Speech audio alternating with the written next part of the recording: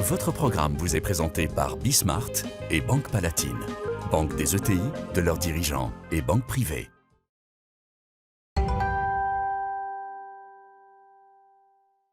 Et pour commencer cette émission, je suis avec Karine Péchavy. Bonjour. Bonjour. Vous êtes directrice générale de Péchavy Énergie Bois et de la Maison Péchavy. Alors Maison Péchavy, c'est une marque d'allume-feu et de bougies que vous avez lancée en 2019, qui marche très très bien, on va y revenir. Mais d'abord, Péchavy Énergie Bois, c'est une entreprise qui est basée à Agen depuis une centaine d'années. Quelle est son histoire, qu'on comprenne bien d'où vous venez déjà ? Péchavy Énergie Bois, en effet, c'est tout simplement c'est une société qui émane, c'est un groupe familial. Et en 1919, cette société s'est de suite orientée vers le négoce de bois. Donc dans le sud-ouest, s'en est suivi le développement d'autres énergies. Donc c'est une société qui a 100 ans et qui a pris racine donc dans le sud-ouest avec le négoce de bois sur Agen. Donc vous étiez sur tout ce qui est énergie, donc les différents combustibles, et vous avez pris le virage de ce qu'on appelle les pellets assez tôt en plus. Oui, nous avons été précurseurs sur les granulés de bois, sur le développement et sur la distribution du granulé de bois, puisqu'en fait on a commencé à travailler le granulé sur le sud-ouest en 2005, ce qui est très tôt. C'est-à-dire que c'était tout simplement l'envie très forte de pérenniser cette activité bois que nous avions, qui existait, qui ne fonctionne. À l'époque, on ne parlait pas de transition. On commençait à parler de transition énergétique. D'où cette idée de pérenniser cette activité, qui pour moi était l'avenir. Ouais. Je pense qu'on a bien fait. Visiblement, oui. Voilà. Donc en fait, aujourd'hui, nous sommes leaders sur le marché sur le sud-ouest, sur le quart sud-ouest de la France, en termes de distribution de granulés de bois en vrac et en sac. Alors, comment on passe du combustible à, finalement, Maison Péchavy, qui est une deuxième marque, une deuxième entité, qui fait donc des allumes-feu, des bougies et quoi d'autre encore ? D'autres choses, en fait, toujours liées à l'univers de la cheminée. En fait, ce qui s'est passé, c'est qu'en 2019, nous avons fêté les 100 ans de notre société familiale. Nous sommes un groupe familial, donc pour remercier nos clients, nos fournisseurs, nous avons fait une belle soirée de gala. Et tout simplement pour clôturer cette soirée de gala, j'ai fait faire des bougies avec un parfumeur. Voilà, c'était un souhait, c'était plus une marotte. C'était de créer une bougie parfumée, une signature olfactive de Péchavy. C'était le cadeau pour les invités. Et ça a été un engouement. C'est-à-dire qu'on me l'a redemandé. En parallèle, j'avais créé des boîtes d'allume-feu pour nos clients sur Agen, sur le sud-ouest, parce qu'en fait, il s'avère que nous vendons du bois et je voyais beaucoup de personnes allumer sa cheminée, son poêle à bois, avec des produits chimiques, avec des produits qui n'étaient pas très sains, sachant que nous, sur le bois, depuis 20 ans, le but, c'est de travailler sur le process industriel et sur des process qui permettent justement de partir sur de l'éco-responsabilité et sur la transition énergétique. Donc en fait, c'était tout simplement, c'était une petite activité de pouvoir proposer à nos clients des allumes-feu naturels. Donc j'ai sourcé en fait tout simplement en Allemagne, en Bavière en fait, une famille aussi qui travaille donc la laine de bois depuis 60 ans. Et donc en fait, j'ai fait faire des boîtes. Et le plus, en fait, je pense que le démarrage de Maison Péchavy, c'était de pouvoir avoir un joli packaging. Parce qu'en fait, il s'avérait que la majorité de nos clients tout le monde cache sa boîte d'allume-feu. On cache la boîte d'allumettes. C'est pas très esthétique. On cache, voilà. Et finalement, l'idée simple, c'était de dire on va faire un bel emballage qui ne coûte pas plus cher qu'un autre, mais un bel emballage dans lequel on trouve les allumes-feu et que l'on pose sur sa cheminée, à côté de sa cheminée, et que l'on garde. On ne le cache plus. Et ça devient un objet de décoration. J'ai créé un petit compte Instagram. Donc Maison Péchavy n'existait pas vraiment. Initialement, c'était juste pour cette soirée et juste pour vos clients et c'est tout. Voilà, c'était ça. Et finalement, j'ai créé un petit compte Instagram parce que j'aime la photo, je fais beaucoup de photos. Et là, ça a été un engouement extraordinaire. C'est-à-dire des grands magasins, des magasins nous ont appelés. Comment est-ce qu'on fait pour référencer vos produits ? Et ça a commencé comme ça. Donc en fait, pendant Alors un an... que la marque n'existait même pas, non. en fait. Non. Donc du coup, on a vite créé la marque. J'ai vite déposé, on a fait les choses, on a abordé juridiquement le produit. Et s'en est suivi, finalement, courir après la demande, en fait. Ça a été ça. J'étais seule. Donc après, en octobre 2020, j'ai Mareva qui nous a rejoint en tant que responsable marketing et communication. Et aujourd'hui, on a fait maison et objets.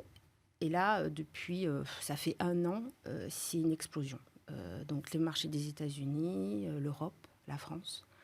Donc sur ces produits-là, donc toute une gamme de couleurs. En fait, on travaille les gammes colorielles, chromatiques, avec les boîtes d'allume-feu, donc le packaging évidemment. On source, puisqu'en fait l'ADN de la marque, c'est l'éco-responsabilité, mais chic et élégant. Voilà.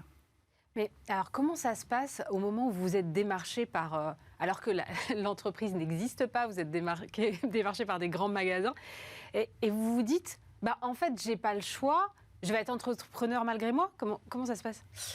Non, en fait, alors, je suis entrepreneuse. C'est-à-dire que moi, ça fait 20 ans que je suis entrepreneuse, que je travaille, je travaille en usine avec les producteurs de granulés, en étroite collaboration depuis 20 ans. Donc pour moi, ça m'a semblé très naturel.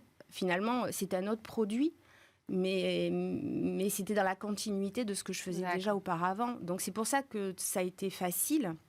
Donc après, j'ai une accointance, j'aime l'art, j'aime le dessin, j'aime la peinture. Donc ça a été ça a été un jeu. Au départ, ça a été un jeu de créer ces gammes, de créer ces couleurs, de travailler toute cette gamme colorielle.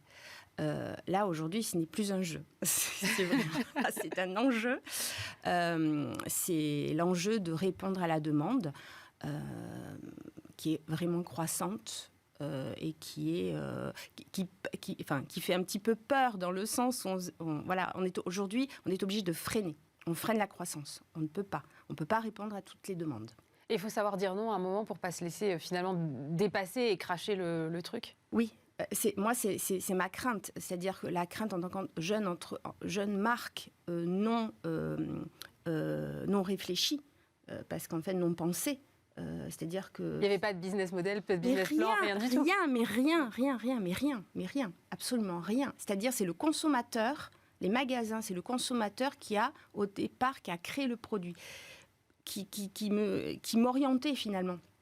Aujourd'hui, non. Aujourd'hui, on a pris le devant et on oriente. Mais ça, oui, ça a été réellement ça. Et finalement, c'est vrai que notre modèle, il est particulier parce que tout s'est fait à l'avenant. Je pense que très souvent, on parle de bon sens paysan. Et je pense que c'est vraiment le mot d'ordre et ça a été finalement ce qui a fait qu'on a pu tenir et répondre à cette demande.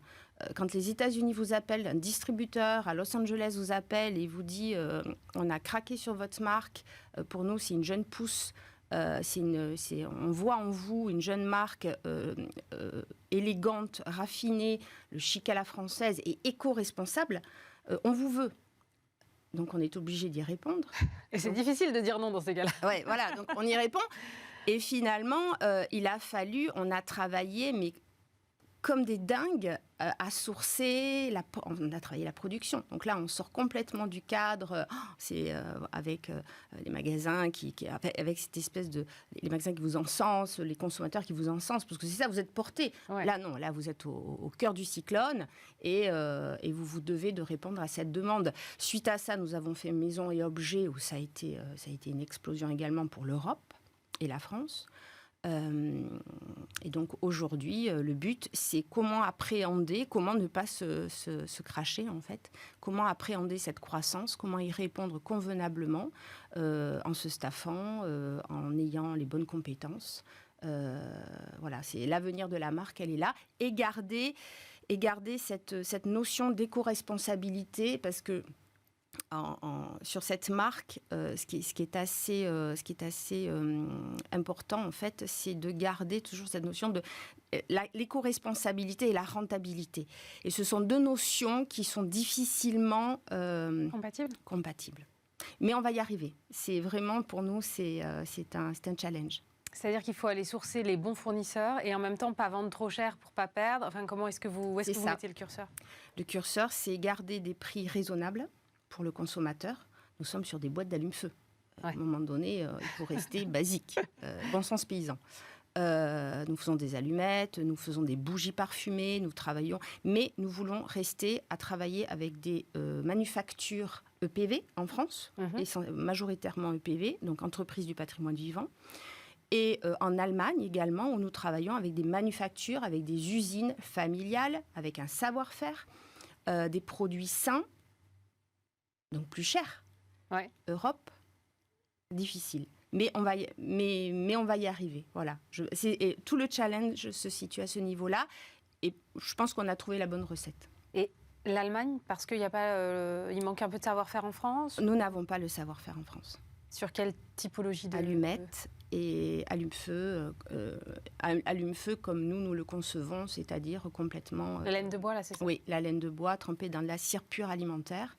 Donc pas d'odeur et pas d'émanation chimique. Comment est-ce que vous voyez les prochaines étapes? Comment vous allez continuer à structurer l'entreprise? S'asseoir, se structurer, s'asseoir, ne pas partir.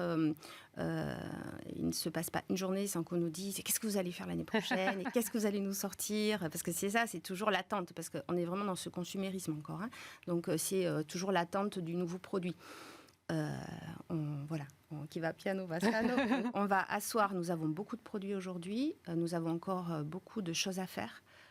Beaucoup de magasins, Nous avons de très beaux projets à venir. Nous avons de très belles collections qui arrivent.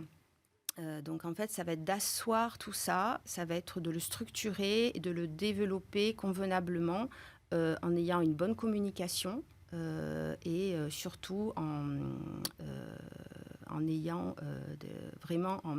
Ce qui est important, c'est d'avoir les fournisseurs, d'avoir cette fidélité avec nos fournisseurs, cette entente. C'est ce que nous travaillons beaucoup aujourd'hui sur le back-office et sur le sourcing, en fait. C'est surtout ça. Moi, je me mets à la place des téléspectateurs qui vous regardent et qui vous écoutent. Ils vont tous se dire, non mais attends, à un moment, c'est sûr, elle a fait appel à des influenceurs. C'est vrai ou pas? Non, en fait, ce qui est assez amusant, c'est que pendant 1 an et demi, pendant 1 an, j'ai fait tout toute seule, sourcing. J'avais une amie graphiste qui m'a aidée. C'est-à-dire pendant 1 an, ça a été un travail en solo. Après, donc, nous avons eu la chance d'avoir une personne compétente, la personne de Marie-Eva Brett, qui est venue nous rejoindre, qui venait de la cosmétique bio et qui nous a donné un bon coup de pouce et qui nous donne là une bonne orientation. Mais nous sommes aujourd'hui 4.